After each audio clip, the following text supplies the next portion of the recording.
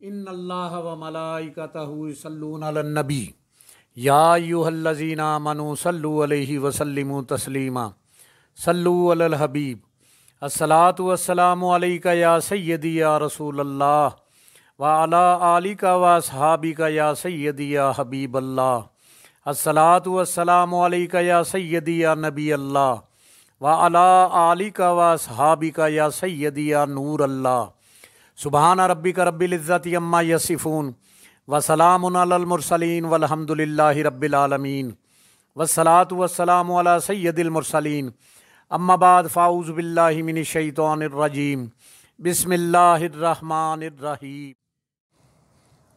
فقہ کے لفظی معنی ہیں کسی شے کا جاننا، اس کی معرفت و فہم حاصل کرنا۔ احکام شریعہ عملیہ کو تفصیلی دلائل سے جاننے کا نام فقہ ہے۔ اہل سنت والجماعت کا فقہی نظام۔ تاریخ اسلام میں فقہ اہل سنت والجماعت کے کئی دور گزرے ہیں۔ آغاز اسلام سے 11ویں سنہ ہجری تک کا دور نبی پاک صلی اللہ علیہ وسلم کے وجود پر نور سے متعلقہ ہے۔ اس سنہری دور میں سارے مسلمانوں کو براہ راست قرآن اور پیغمبر اسلام آقا کریم صلی اللہ علیہ وآلہ وسلم تک براہ راست رسائی حاصل تھی۔ اس کے بعد کا دور صحابہ اکرام کا دور تھا۔ اس دور میں بھی جو 11ویں سنہ ہجری سے تقریباً 40 سنہ ہجری تک جاری رہا۔ دین اسلام میں جملہ اسلامی علوم میں سے ایک علم فقہ ہے، اور یہ وسیع ترین اور جامع ترین اسلامی علم ہے جس میں انسان کو زندگی میں درپیش مسائل کا حل بتایا گیا ہے۔ دنیا اسلام میں دو بڑے مذاہب ہیں، اہل تشیع اور اہل سنت۔ اہل سنت میں اسلامی فقہ کے اعتبار سے مشہور مکاتب فکر 4 ہیں جو تاریخ کے ترتیب کے مطابق یہ ہیں: حنفی مکتبہ فکر، مالکی مکتبہ فکر، شافعی مکتبہ فکر اور حنبلی مکتبہ فکر۔ حنفی مکتبہ فکر کے امام ابو حنیفہ بن النعمان بن ثابت ہیں، جنہیں فارسی نژاد سب سے بڑا امام کہا جاتا ہے۔ وہ 80 سنہ ہجری کے بمطابق 699 عیسوی میں کوفہ میں پیدا ہوئے اور وہیں پلے بڑھے، اور 150 ہجری کے مطابق 763 عیسوی میں بغداد شریف میں وفات پائی۔ بعض مورخین اور علماء کا کہنا ہے کہ ابو حنیفہ کو پیروی میں شمار کیا جاتا ہے، یعنی اس نسل سے جو رسول کریم صلی اللہ علیہ وسلم کے بعض صحابہ کے ساتھ رہی، کیونکہ انہوں نے ذاتی طور پر بھی انس بن مالک رضی اللہ تعالیٰ عنہ سے کچھ احادیث نقل کی، دیگر صحابہ کی ایک بڑی تعداد کے علاوہ، جبکہ دوسرے مورخین کا کہنا ہے کہ وہ پیروکاروں کے پیروکاروں میں سے ایک سمجھا جاتا ہے۔ بغداد عراق میں عظیم امام ابو حنیفہ النعمان کی مسجد ہے۔ ابو حنیفہ کے فقہی نقطہ نظر کی بنیاد قرآن کو اپنانا، پھر صحیح سنت نبوی، خلفائے راشدین اور عام صحابہ کے احکام کو اپنانا، اور پھر تشبیہ کا سہارا لینا ہے، لیکن آپ نے پیروکاروں کے خیالات کی پابندی نہیں کی۔ آپ وہ مرد ہیں، اور وہ کہتے ہیں کہ ابو حنیفہ حدیث کے معاملے میں انتہائی سخت تھے، اس لیے وہ رسول صلی اللہ علیہ وآلہ وسلم کے بارے میں حدیث کو اس وقت تک قبول نہیں کرتے تھے جب تک اسے کسی گروہ کی طرف سے روایت نہ کیا جائے، یا وہ حدیث جس پر علاقوں کے فقہا نے عمل کرنے کا اتفاق کیا ہو، یا کسی صحابی نے ان کی ایک مجلس میں اس کو خود روایت کیا ہو اور کسی نے اس سے اختلاف نہیں کیا۔ وہ ٹوٹی پھوٹی احادیث، ضعیف احادیث اور واحد احادیث کو بھی رد کرتے تھے، اور متواتر حدیث میں یہ شرط لگاتے تھے کہ راوی اس کے راوی کو جانتا ہے، اس کے ساتھ رہتا ہے اور اس کی ثقہ کا یقین رکھتا ہے۔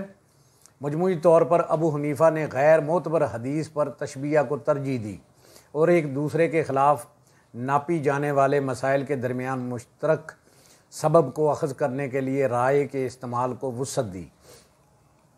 امام ابو حنیفہ ان اصولوں کو مد نظر رکھتے تھے جو کسی بھی قانونی نصوص سے متصادم نہ ہوں اور ان پر عمل کرنے کا پابند ہوں، خاص طور پر تجارت کے شعبے میں جس کا انہیں وسیع تجربہ حاصل تھا۔ چنانچہ ابو حنیفہ کی فقہ کے بارے میں کہا گیا ہے کہ وہ زندگی کے ساتھ چلتے ہیں اور اس کے مختلف مسائل کو مد نظر رکھتے ہیں۔ سنی اہل سنت مکتب فکر کی دوسری فقہ مالکی مکتب فکر ہے۔ امام مالک بن انس 93 سنہ ہجری تا 179 سنہ ہجری بمطابق 715 عیسوی تا 796 عیسوی میں پیدا ہوئے اور وفات پائی۔ ملک کے لیے یہ قانون سازی کی بنیاد قرآن اور سنت ہے۔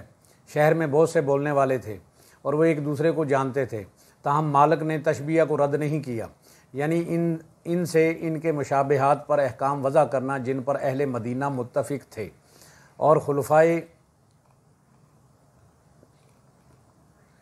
راشدین اور باقی صحابہ کے فتاویٰ کا اثر، بشرط یہ کہ اس میں تضاد نہ ہو، ایک دلچسپی جو شریعت کے مقاصد سے ہم آہنگ ہو۔ مالک نے مرسل مفادات یا نظر ثانی کے اصول کو کہا جو منظوری کے اصول کے قریب ہے۔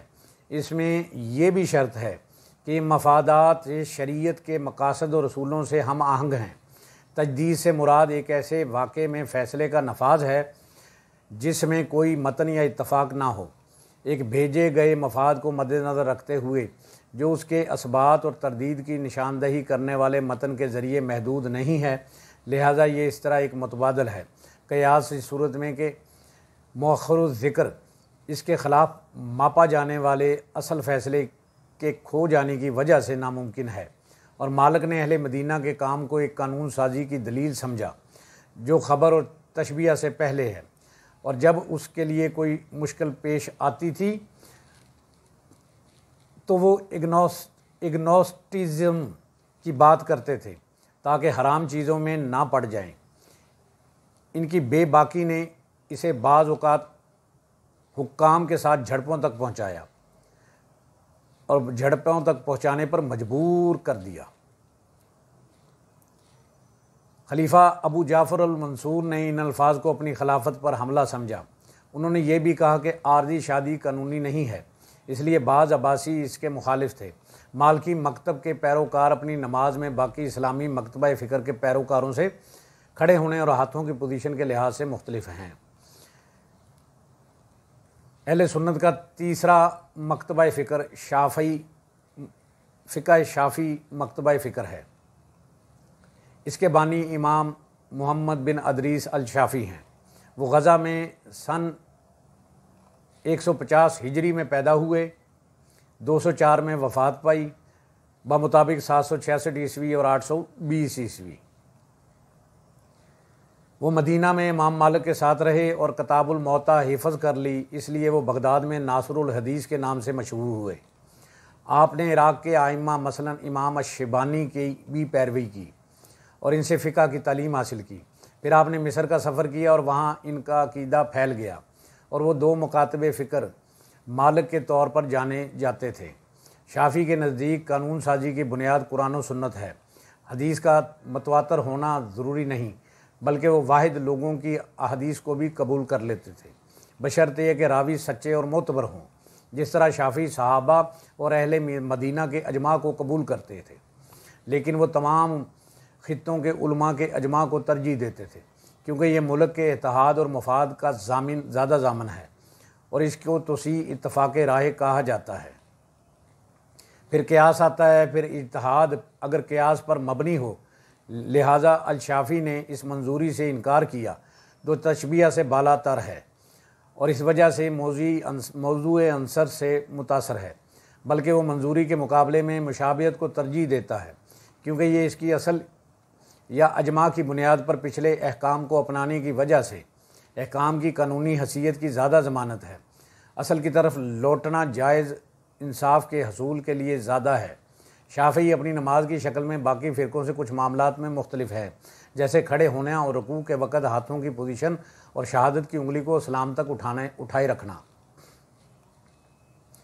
اہل سنت کا چوتھا فقہ مکتبہ فکر حنبلی فقہ ہے۔ اس مکتبہ فکر کے مالک امام احمد بن حنبل ہیں۔ وہ سن 780 ہجری بمطابق 780 عیسوی بمطابق 164 ہجری بغداد میں پیدا ہوئے، اور 241 ہجری بمطابق 855 عیسوی کو آپ کی وفات ہوئی۔ آپ شافعی کا شاگرد ہیں۔ وہ عباسی دور میں پیدا ہوئے اور زندہ رہے، جس میں بہت زیادہ زبانی اور فقہی تنازع تھا، اور آپ نے اس تنازع میں قانون سچائی سے انحراف دیکھا۔ اور احادیث کی تالیف نے من گھڑت رجحانات کو ختم کر دیا تھا، اس لیے حدیث پر بھروسہ ایک ضامن معاملہ بن گیا۔ چنانچہ احمد بن حنبل نے ان پر بھروسہ کیا اور ان کا عقیدہ قدامت پسند کے طور پر جانا جاتا ہے۔ احمد بن حنبل نے حدیث پر انحصار کیا اور اسے قرآن کے بعد قانون سازی کے لیے عام طور پر کافی سمجھا۔ اس سے صحابہ اکرام خصوصاً خلفائے راشدین کے فتاویٰ بھی مراد ہیں، بشرط یہ کہ وہ کسی حدیث کے منافی نہ ہوں اور وہ حدیث جو ضعیف زنجیروں کے ساتھ منقطع ہو چکی ہو۔ احادیث اور قیاس سے منقطع حدیث پیش کرتے تھے، وہ شاذ و نادر کے علاوہ تشبیہ کا سہارا نہیں لیتے، اس لیے ان میں سے بعض نے اس حدیث کا آدمی سمجھا، فقہ کا آدمی نہیں۔ دنیا کی کل آبادی کا 26% یا تقریباً 1.80 ارب لوگ مذہب اسلام کو قبول کرتے ہیں۔ سنی مذہب کو ماننے والوں کی شرح 90% کے قریب ہے اور شیعہ مذہب کے ماننے والے 10 سے 12% ہیں۔ یہ بھی معلوم ہوا ہے کہ دنیا کی تقریباً 50 ممالک میں مسلمانوں کی آبادی کی اکثریت ہے اور عرب دنیا کے مسلمانوں کی تعداد تمام مسلمانوں کی تعداد کا 20% ہے۔ زیادہ تر مسلمان براعظم افریقہ اور ایشیا میں رہتے ہیں اور ان میں سے تقریباً 65% آخری براعظم ایشیا میں رہتے ہیں، جہاں انڈونیشیا، پاکستان، ہندوستان اور بنگلہ دیش شامل ہیں۔ تقریباً 78 کروڑ 30 لاکھ سے زیادہ مسلمان یہاں آباد ہیں۔ مشرقی وسطیٰ میں ترکی اور ایران 2 سب سے بڑے غیر عرب ممالک ہیں، ان کی آبادی کی اکثریت مسلمانوں پر مشتمل ہے۔ افریقہ میں مصر اور نائجیریا سب سے بڑے اسلامی ممالک ہیں۔ 73% مسلمان مسلم اکثریت والے ممالک میں رہتے ہیں، جبکہ 27% مذہبی اقلیتوں کے مقابلے میں دوسرے ممالک میں رہتے ہیں۔ ہندوستان میں مسلم اقلیت دنیا کی سب سے بڑی مسلم اقلیت ہے، جو کل آبادی کا 16% یعنی تقریباً 20 کروڑ بنتی ہے۔ اکثر ماہرین کا کہنا ہے کہ عوامی جمہوریہ چین میں مسلمانوں کی تعداد 25 سے 35 لاکھ کے قریب ہے، کل آبادی کا یہ 2% کے قریب بنتا ہے۔ تاہم world report and US news state agency کے تحت کی مردم شماری میں مرکز کی طرف سے US کو فراہم کردہ ڈیٹا چینی مسلمانوں کی تعداد تقریباً 75 لاکھ تک پہنچ گئی ہے۔ ترکی کے علاوہ پورے یورپ میں مسلمانوں کی تعداد تقریباً 5.5 کروڑ تک پہنچ گئی ہے، جو یورپ کی کل آبادی کا تقریباً 7% سے زیادہ ہے۔ یورپی ممالک میں اسلام کو عیسائیت کے بعد دوسرا سب سے زیادہ پھیلایا جانے والا مذہب سمجھا جاتا ہے، اور امریکہ میں تقریباً 5.2 ملین یا کل آبادی کا 1.6% اسی مقام پر قابض ہونے کے راستے پر ہے، جہاں امریکہ میں مسلمانوں کی تعداد صرف بعض ذرائع کے مطابق 8 ملین کے قریب ہے۔ ایک تحقیق کے مطابق اسلامی دنیا میں سب سے تیزی سے ترقی کرنے والا بڑا مذہبی گروہ ہے، جس کی بنیاد کی وجہ مسلمانوں کی کم عمر اور دیگر مذہبی گروہوں کے مقابلے میں مسلمانوں میں زرخیزی کی شرح زیادہ ہے۔ نتیجے کے طور پر یہ توقع کی جاتی ہے کہ 21ویں صدی کے آخر تک عیسائیت کو پیچھے چھوڑتے ہوئے دنیا کا سب سے بڑا مذہب دین اسلام بن جائے گا۔ جہاں تک آبادی کے لحاظ سے 15 بڑے ممالک میں اس کی تفصیل کچھ یوں ہے۔ انڈونیشیا، اس میں 86% مسلمان ہیں اور شافعی مذہب سے تعلق رکھتے ہیں۔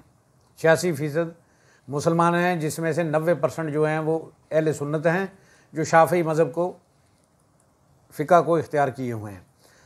پاکستان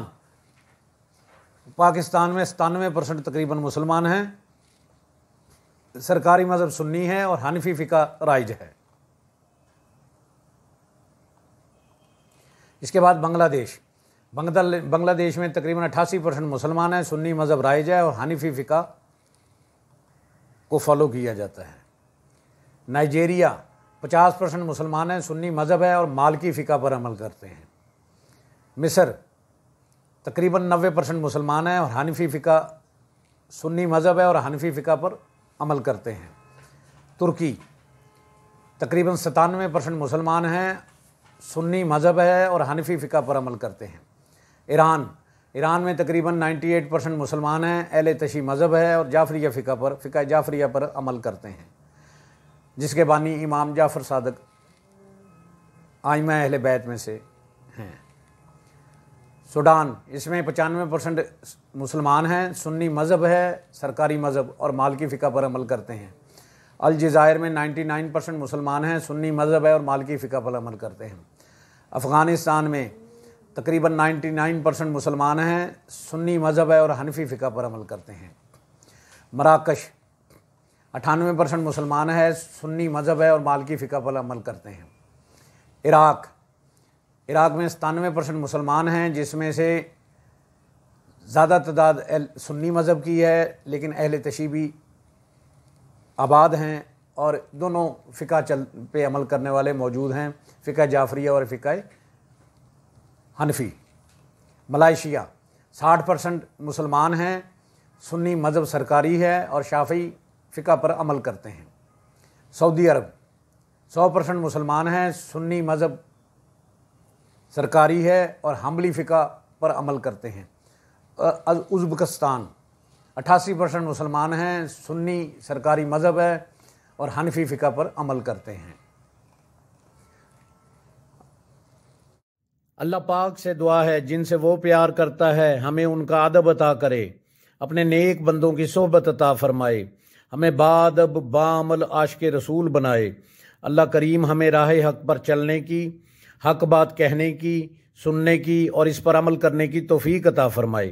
ہم سب کی جان آقا کریم صلی اللہ علیہ وآلہ وسلم کا فرمان عالی شان ہے، جو شخص میری امت میں نیکی پھیلائے یا اچھی بات پہنچائے اللہ اس سے پیار کرتا ہے اور جنت اس کا مقدر ہے۔